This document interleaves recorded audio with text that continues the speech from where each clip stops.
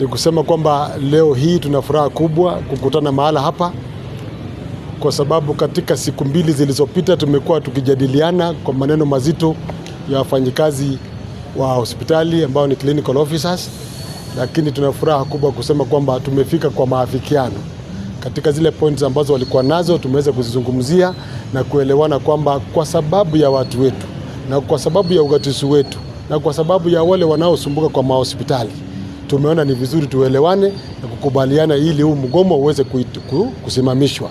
Na furaha kwamba leo hii the strike has been called off with immediate effect, ili warudi wauguzi hawa waweze kuhudumia watu wetu kule kwenye mahospitali.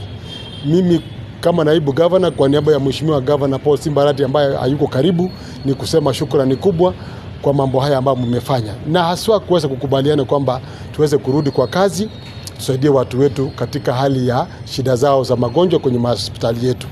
Naamini kwamba kuanzia leo usiku ama kesho asubuhi mwisho, watu wafanyikazi hawa watakuwa wamekuja na wamesaidia watu wetu katika hali zao za magonjwa.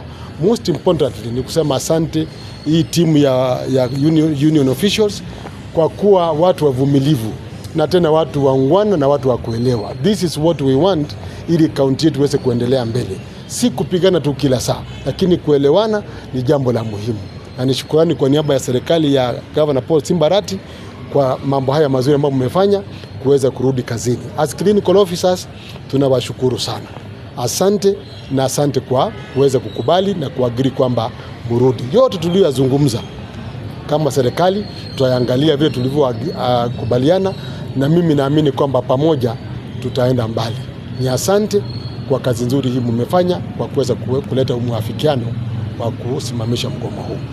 As you are aware that the strike was called by national leaders, but our county has engaged us, and we have had a very fruitful meeting that has culminated to signing of the return to work formula, which is supposed to be implemented immediately, and our members are asked to return to work immediately or latest by tomorrow morning, 8 a.m.